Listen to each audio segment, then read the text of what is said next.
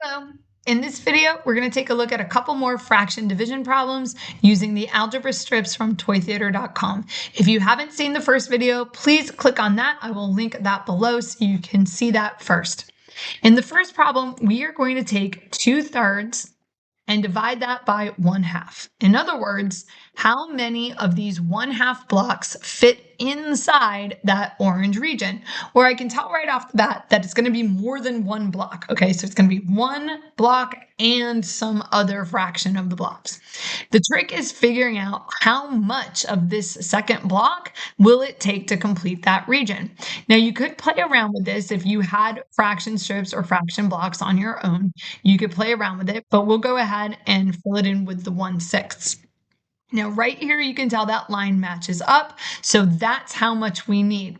There are 3 of these 1/6 blocks that are contained inside a 1/2.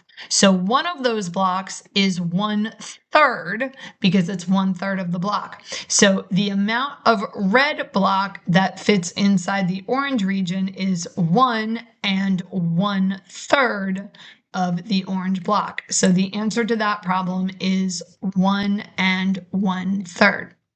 Now, for the next one, we're going to take 1/2 and divide that by 2/3. So I'm going to just keep that up there. We'll keep the 1/6 up there because they're going to be helpful.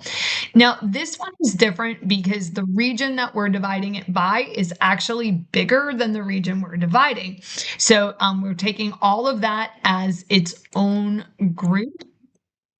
Okay, that is one group because we're dividing by 2/3, and I can tell that it will be less than 1. Okay, that's one group and it's spilling over the edge.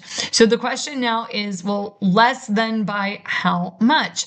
If I look at this region right here, okay, this is 4/6 here, but it's 4 blocks. So I can take this orange region and divide it evenly into 4 regions.